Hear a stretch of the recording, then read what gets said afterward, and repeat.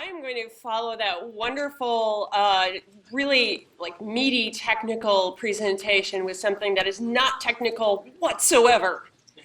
We have a nice juxtaposition here. So although I'm very thankful for learning something about CSS that kind of made me go, wow, CSS has changed so much since I was doing it in like version 1 and all that stuff.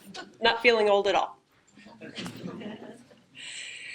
As designers, we very often think of ourselves as being kind of the other when it comes to business situations.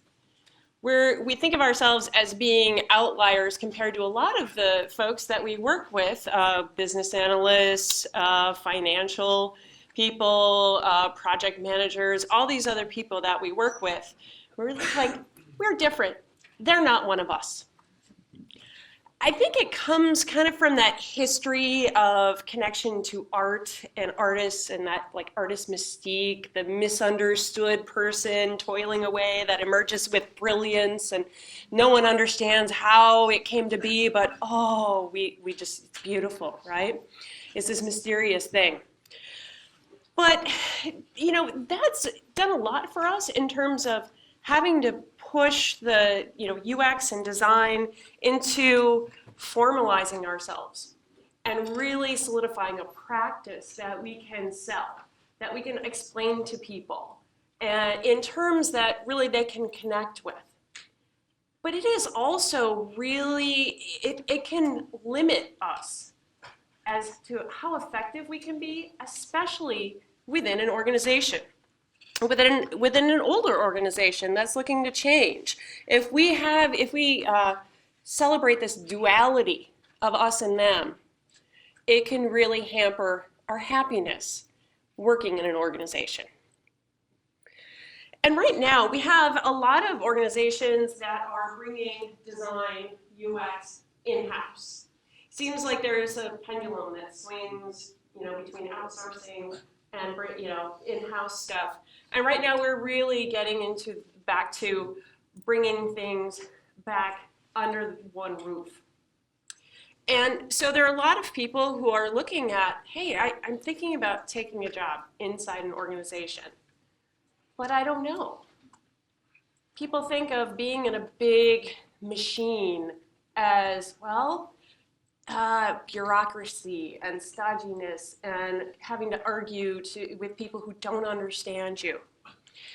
I can tell you that as somebody who's worked in a lot of different organizations and now works in the largest organization in our country, the federal government, you really can have a happy, flourishing career where you're doing amazing things as a designer in some place big where they don't quite understand you. Blazing a path in an organization can be a little difficult, but there are a lot of different fields that have done this. Think about analytics and financial analysis, marketing. Marketing is a great one. It's not been that many decades where marketing was a thing, and that businesses did marketing and respected marketing and wanted it, needed it. What models did they use? What did they establish in terms of effective techniques for talking to people, relating to people that they wanted to work with in order to make space, to become a part of that organization, to make their own place in that world? We can look at these and see, are those going to work for us? Ask them, what were their unexpected wins? It's a great resource.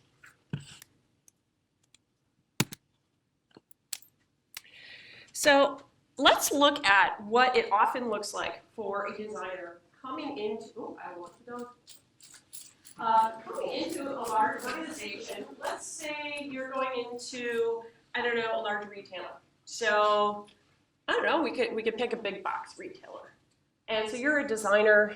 They have asked you to come in and make them a design-centric organization. They read a Forrester report. They know that is the thing. That's really going to do it for us. Our sales have been sinking. This is a brand new world. But you were going to change this for us. Come on in.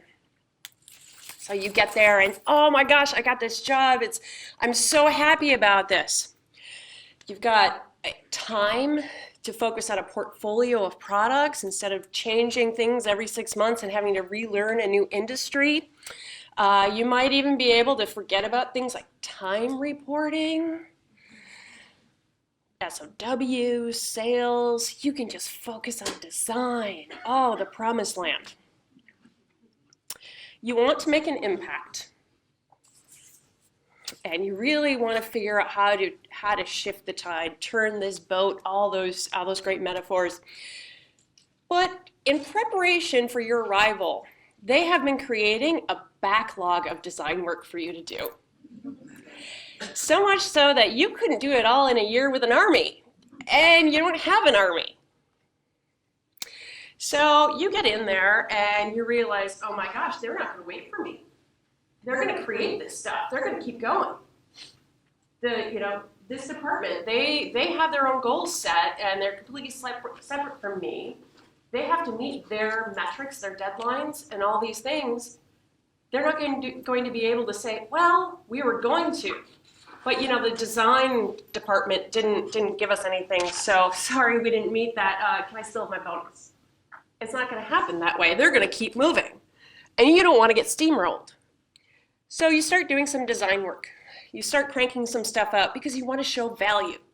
You want to prove your value while you're still getting a lay of the land, and you're coming up with a strategy for how you're going to change things.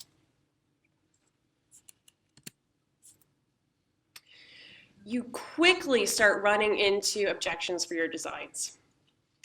You hear things like, we can't do that. That would take too long. That's too difficult. Our tech stack does not accommodate that. Our security, our login system doesn't work with that. And they start asking you, can we make the logo bigger? Can we make it blue? Why is this design black and white? Well, you're looking at wireframes. Raise your hand if you've had that one. And it's a bit of a letdown. You came in, you were all excited about doing all these things, and they invited you in. You expected to be able to just come in and share your wisdom and show them the way. And why aren't they listening to me? They asked me to come here. Well, the usual response to these kind of roadblocks is to really fortify your arguments. Making sure that every design decision you have if someone challenges you, you can show them this is why. I have data. I have usability test footage. I've got all these academic studies and all these things. If someone tries to make it different, somebody wants it to be a modal window, I can tell them why a modal window is a bad idea and how to lower our conversion. So you make sure that you can do that, but it never works. It really doesn't. The whole being defensive, if you win the day, if you win the design decision, the people who challenged you feel like they lost. They're not excited about what they're making. They feel like they need to do better next time. They need to fight harder next time. They need to fight you next time. Well, that's not what you were going for at all. Being in that defensive position doesn't persuade anybody.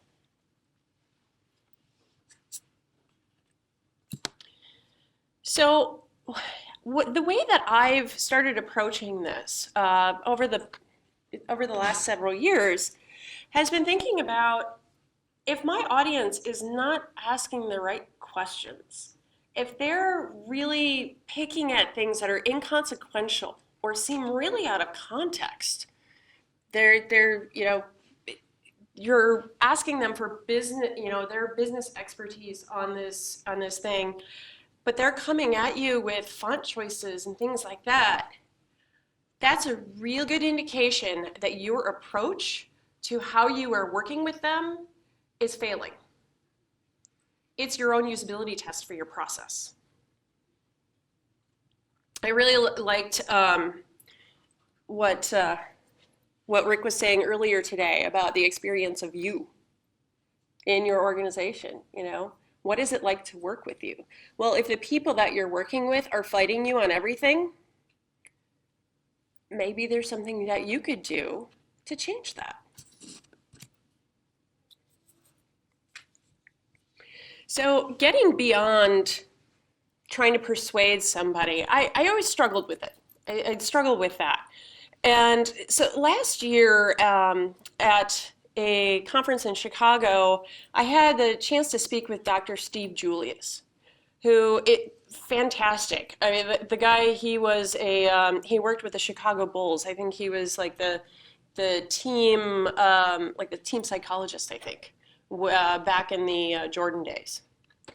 And I was asking him about this frustration of, I don't understand how to persuade people to make the right decisions. I know that giving them the facts isn't working. And he made me realize something that I hadn't ever thought of before. Remember how when people talk about being exposed to a new idea, how it takes like 7 exposures or something like that to internalize a new idea? Well, if we are initially showing somebody some new design idea and immediately expecting them to embrace it, that doesn't mesh with that. Doesn't mesh with how human beings work. It's a process. Different people have different capabilities, different capacities for change. And we have to facilitate that process in order to take them on that journey. We've talked about change a few times today, and really design is change. We're creating things that haven't existed before, or we're flat out changing something that does exist. And there's a certain amount of reaction that humans have to change. Change creates uncertainty. It can be risky. It can take you from that soft, comfy place that you know and take you to a place where you don't understand what is going on.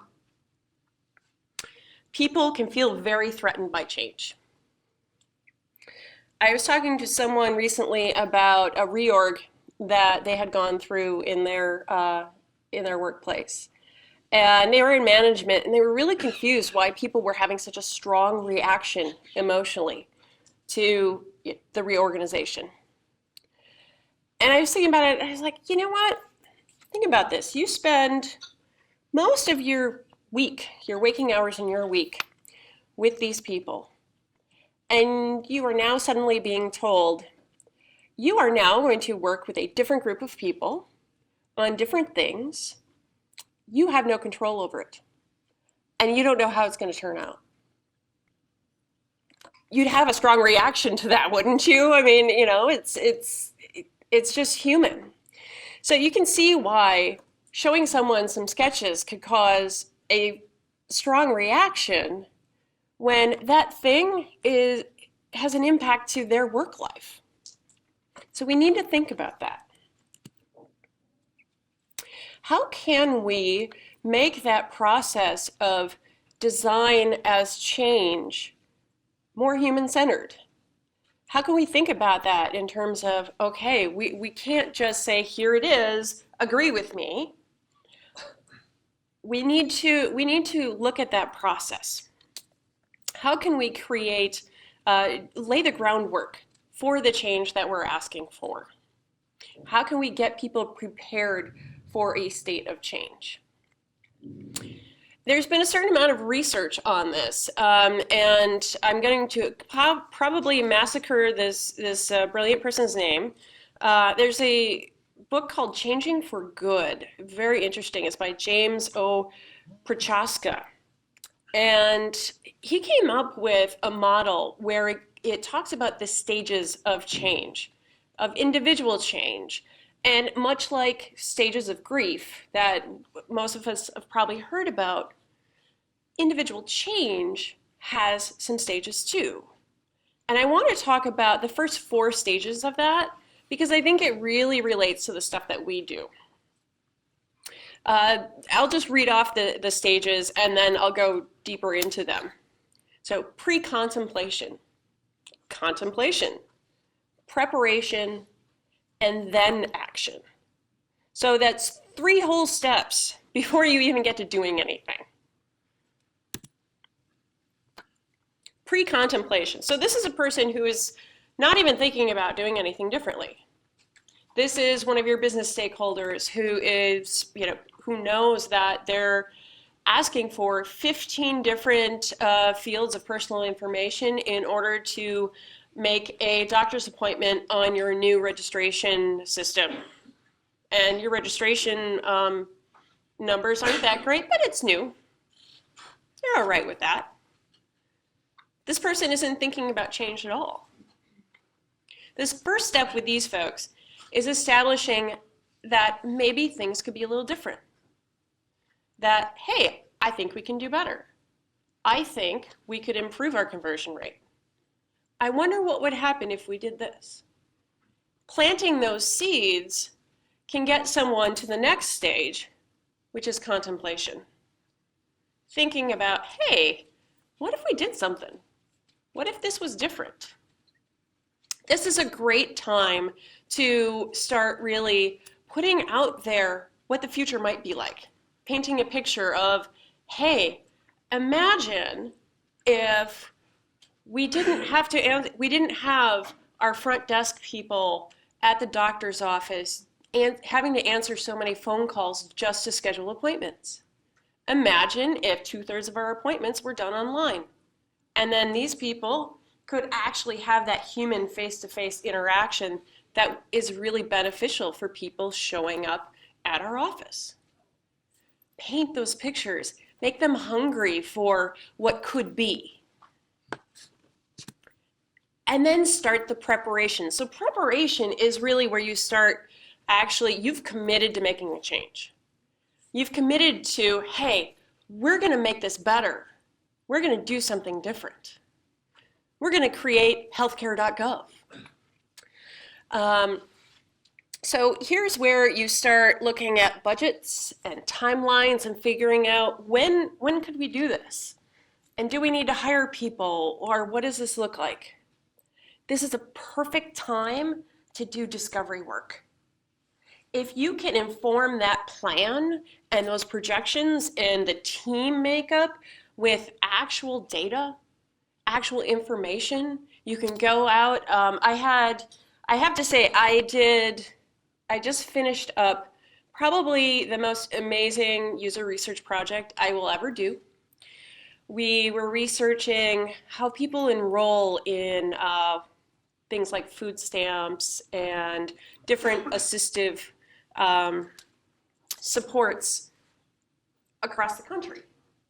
And we got to actually talk one-on-one with people who were trying to support their families, and they were struggling through hard times, and they were trying to use food stamps and things like that. And we got to talk to them one-on-one.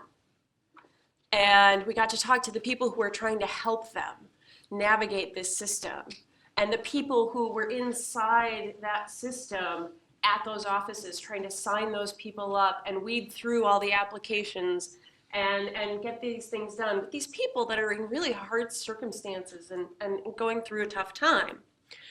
And we're doing that at a point before we have a plan for what we're actually going to build. So what we're going to build is going to be completely informed by all that information. And those assumptions we had about getting things online, and hey, we got to make sure that it's mobile first, because a lot of folks are that's their phone is their only online access and things like that. We're finding out some of those assumptions aren't going to work. Some of them are wrong. So now we are making preparations, including all of that information.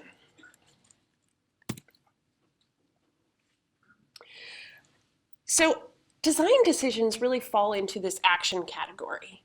You're doing something. You're making these very concrete decisions about what you're about to do. And for groups that are churning and indecisive, that's usually an indication that they're not quite there yet. They're not quite ready to take decisive action on things. So the last thing that I want to say about preparing people for change and taking them through this process is to think about what are the ideas that somebody needs to internalize and accept before they can accept your idea. Think about if somebody would have created Twitter before texting was widespread, before we were used to putting our conversations in 140 character snippets, and before Facebook got us used to sharing online information with a broad audience that may or may not be personal. Would Twitter have gone anywhere if that was the first thing? I have my doubts. So there are ideas that someone may need to really understand before you bring yours along. So make sure to lay that groundwork and cover that with them. I liked what, again, Rick mentioned earlier today about the experience of you. So I want to switch gears a little bit and talk about what is it like to work with you, with the work style that you have, and really your approach to this day-to-day stuff. Organizations, much like laws, are built up over time by people who are making really good decisions at the time. It seemed like the best decision at the time. Now, looking at it from our current day view, those past things may not seem like great ideas. Sometimes it's tough not to pick apart a design that you see that seems really antiquated and kind of make fun of it and pick it apart. But really, people worked hard on that. And it's really hard if you're trying to work together with other people, if you're tearing down that work that they worked so hard on. And if you talk to them, you're going to probably find that they fought a lot of battles to get things that far. If you look at what was before them and what they managed to get done, it'll probably amaze you. It's something I've learned in government is that it's always worthwhile talking to the people who have been trying to solve this problem before you showed up. People work very hard, and the end result to us as designers may look just not up to par sometimes. But ask them what their big wins were. You'll find out that they did amazing things at the time that they were working on this. And it may be that it was something that was launched yesterday. But you'll find out that there was a lot of hard work there. And if you respect that hard work and you learn about that hard work, you'll become that person that is their partner in crime, who is going to get that thing over the finish line and achieve that vision that they laid the groundwork for. Businesses today are really no longer a collection so much of separate individuals who are doing defined roles individually in a very defined process. Things are very kind of mushed together. We've got, my chocolate in your peanut butter all over the place. And our skills are very much overlapping and colliding. It's really natural for us to try and classify each other and put each other in very discrete boxes, because that's just a human way of making sense of the world. As an information architect, I love that. I geek out on figuring out, what is this thing? How can I define it? What characteristics does it have, And how is it different from this? But really these days, in these agile environments, lean, all that, we're all just working together. We're all just on a big team. And so letting go of those definitions and the discreteness between our different roles can really make a difference. If we just all do the work and work together, it's a much happier way of doing things. And the painful and kind of protracted process of the conversion from waterfall to agile and lean, it's really how we've tried to build systems to make things a very definable process. But, any agile coach is going to tell you that there isn't one specific way to do things. There's not a right way to do agile or be agile. It's all contextual.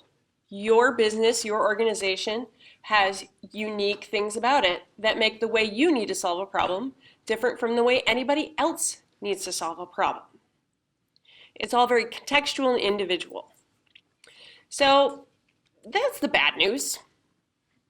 But, life is messy, but designers have never really embraced any sort of rubric or rules quite as well as when we are tearing them down. We love to say why the rules that we have are wrong. Here's the exceptions, here's the edge cases, no, this is better. So we kind of thrive in that vague, squishy world of, it depends. The more people that you involve in your process, the better your design is going to be. People that, they may be developers, they may be business stakeholders, they may be, the humans that use what you are creating. They may be the people who have just been trying to solve this problem for a long time, and their efforts have only gotten it so far. It can be scary to let those people design. I mean, designers, we know the reasons why you should do it this way versus that way, right? But letting go of this and bringing other people into this process is really how we get to the best thing. Diversity of thought, diversity of perspective is really, everybody's talking about diversity these days because it does make better things. You hear about different health apps not having anything about being able to track your menstrual cycle. Well, 50% of the population is female and deals with this stuff. But it's not in the app because there was maybe one woman in the room. So bringing in a diversity of perspective is going to help you. And it can be uncomfortable. I remember when I was in college and I was an art major, and I had these studio classes where you had to show up and basically for 2 hours paint in a room with everybody else, and your professor was there, and you've got this white canvas, and everybody's going to watch me as I'm trying to figure out, fumble my way through the beginnings of something. It felt naked and vulnerable. But the great thing is that designers now, people aren't looking at us as the people who know everything. They're looking at us as the facilitators that can guide a group into creating something amazing. We're not these brilliant mythical people. We're the ones who can ask the right questions and kind of poke at things to get the great stuff out of the team. Who here has enough designers to do all of the work that is in your pipeline right now? Yeah. We can't hire fast enough.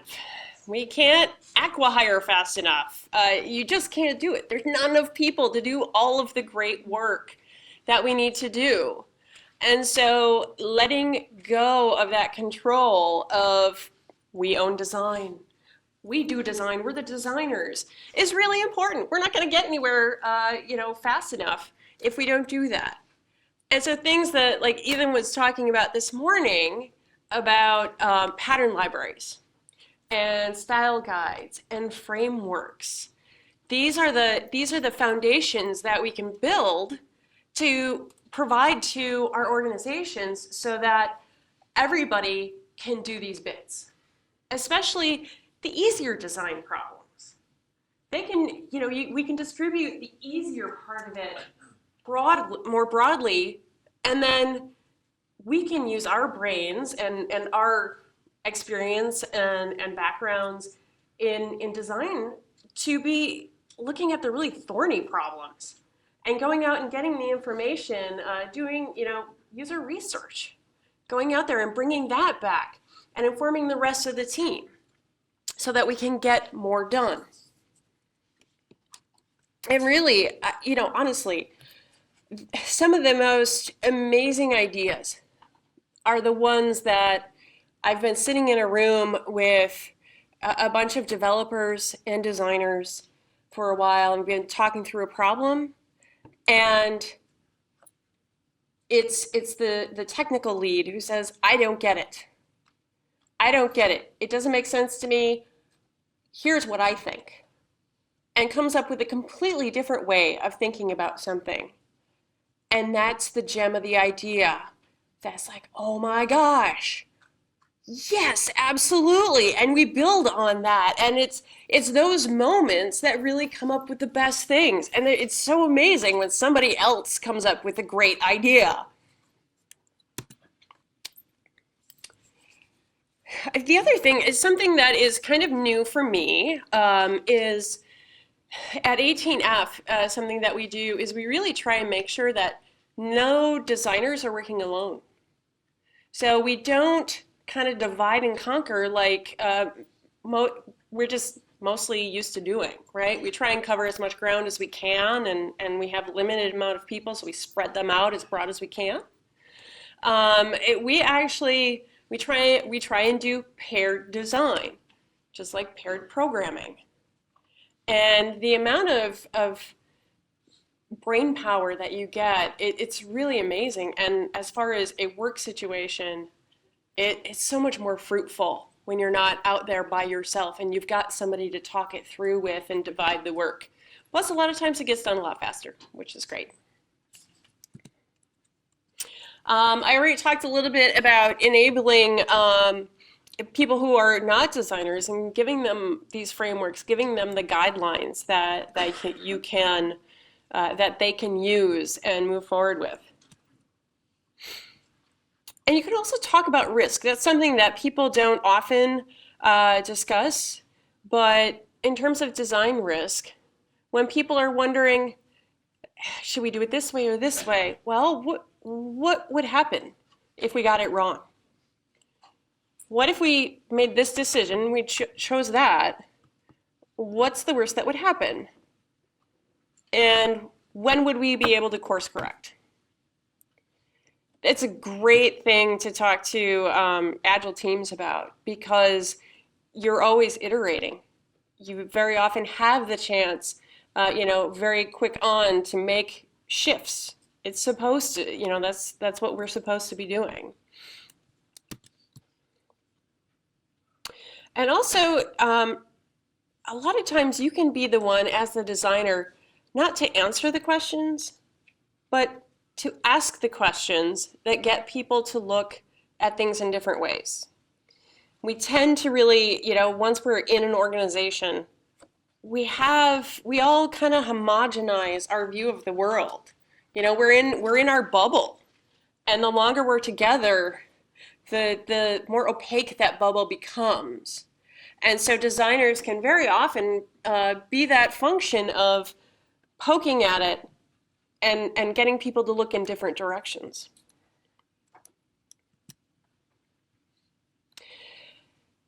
Celebrate your progress. Celebrate your wins.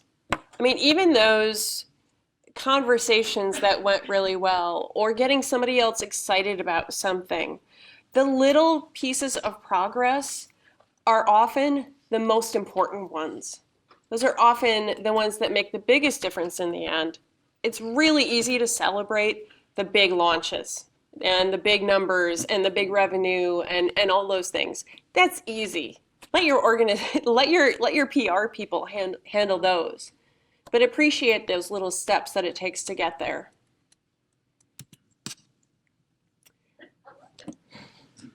Spend time with the people that drive you crazy. It's not easy. But you know what?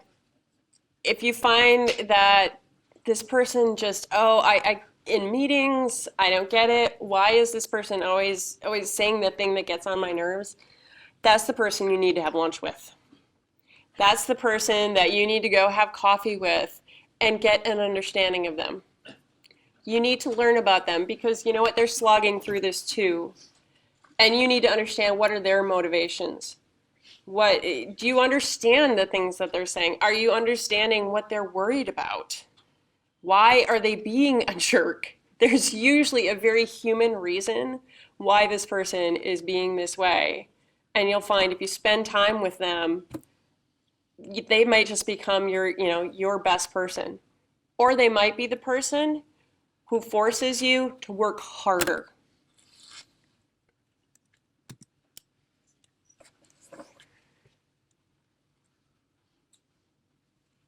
I'll just say something briefly about this. So very often now, we, like with designing in the browser being very popular and trying to move fast and getting out of the deliverables business, we really give short shrift to really capturing those things that were the decisions we made along the way and the things we learned along the way, and things like our design principles that are the basis for building the things and making those decisions. Those things have extreme value. In that process of bringing people along and preparing them for change, those are going to be the artifacts that help you do that. So there's a project right now that we are working on, and we're trying to convert people within the government to really get on board with open source. Open source is kind of big and scary for government. And while we have conversations with people, they're all excited and they get it and they understand it. And they go back to their agency and they're trying to explain it. And people are like, well, no, I don't get it. So what about this? What about that? And folks are trying to understand, they're trying to remember those things that they heard that got them so excited and on board. So we realize we need to make some collateral.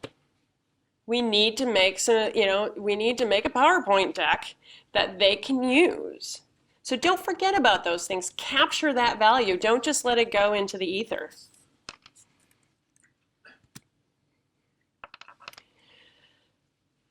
So instead of being this very separate function, this person that is very different, find ways to really become a part of the place where you're at. Really, this enterprise that you're within, you need to be a part of it in order to really be happy and flourish. You need to be curious. You need to be open to these ideas that seem very strange to you and sit with them for a while. Be sincere.